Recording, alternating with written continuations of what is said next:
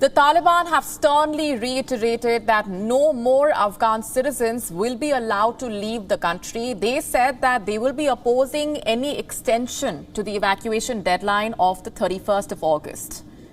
Today, the Taliban deployed their men around the Kabul airport gates in order to facilitate these orders. All foreign nationals with valid documents are allowed to enter the Kabul airport and board their respective aircraft.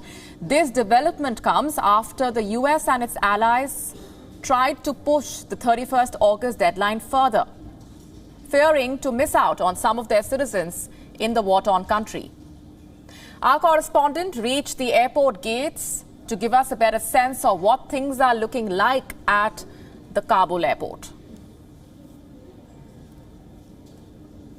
Behind me are the Taliban men who are here to guard and who are here to prevent those who are not with their documentation. To my right, to my left, everywhere you can see are the fighters or the men of the Taliban. Behind me, if my camera person can show you as well, there are scores of people who are lined up, who are waiting to go beyond this point. The Taliban commander over here says or claims that they're letting those go who have confirmed receipts, though that differs with what we have seen here on the ground. People are desperate to leave. People are anxious to leave. But they say the local Taliban commander over here says that they will only allow those who have a confirmed email or a receipt, and that only if their name is on this perpetrated list, which is unknown as yet. Anas Malik in Kabul, Afghanistan, for WION, World is One. And with us is Anas Malik, who has been getting us all those reports from on the ground. Anas, Afghans have been desperately trying to escape the Taliban rule. The Taliban saying they will not be allowing Afghans to leave the country. You have been reporting from the Kabul airport. Give us a better sense of what you have seen around you. The Afghans are not being allowed to leave. What about those who have helped the US in the war in Afghanistan? Are they being allowed?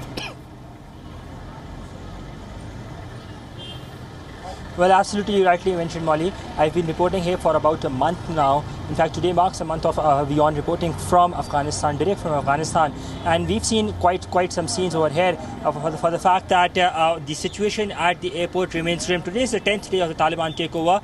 Around me now, the city is coming back to normalcy. You can see traffic moving, malls opening up. The escorts, the Taliban escorts that are there on the road, they're also reducing in number day by day. But having said that, the situation at the airport remains grim even now. But 20 to 25,000 people are outside the airport. About 5 to 6,000 people are inside the airport, in the premises, in different camps. All of them are desperate to flee. Today, just a while back, I was at the east gate of the Kabul airport's military side, and there I saw pretty grim scenes as well. I was there 4 days back, where there was a storm or a flood of people storming at the gate in a bid to get inside that very east gate. But today, at a safe distance, the Taliban have put up roadblocks, have put up checkpoints, and they are barring people, those who do not have documents. This is what they claim, that they would only allow those who have documentation, who have proper documentation. Only those people would be allowed. But I cannot verify their claim, primarily because the 35 minutes I was there at that very Taliban checkpoint, I saw nobody passing through. I saw inhuman treatment being rendered out with the use of pipes, batons, and even at least 2 moments through my memory, there was use of aerial fire to disperse the crowd. A city of 6 million people, Kabul, and about 25,000 to 30,000 people are desperate to flee abroad. Molly? Right, Anas, let's just put this together once again for our viewers. On one hand, the Taliban saying that they will not be allowing Afghans to leave the country anymore. There is still some amount of uncertainty, like you said, over whether they will be allowing those who helped the US in the war to leave the country. At the same time, they say they will not be allowing Afghans to even go to the airport. How exactly is that being facilitated?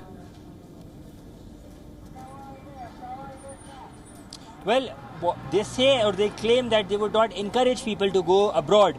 But what we've seen is the fact that they are barring people to go abroad, to go even near to the airport. Only a selected number of people have actually been able to make it to the airport. The commanders, the on-ground commanders claim, and again I emphasize that this is a claim, that they would be allowing those who have proper documentation. But today when I was there, just about 30 to 35 minutes right in front at that very last checkpoint, they were not allowing anybody to go through that. So I cannot verify their claim. There is a sense of uncertainty, panic and anxiety. There is uneasy calm in the city because Kabul is now gripping up. In fact, it is now getting around what we call is the new normal, the life under the Taliban rule. So by and large, the city itself, the situation in the city is not as grim as what the situation around the airport is. The situation in the city is much in control. It's much calmer. Life is now almost back to normalcy. Today we're seeing some women and children on the road, some of them, compared to the past 9 days. But the situation at the airport still remains pretty grim. Molly? All right, leaving it there for the moment. Anas, thanks very much for those updates. WION now available in your country. Download the app now. Get all the news on the move.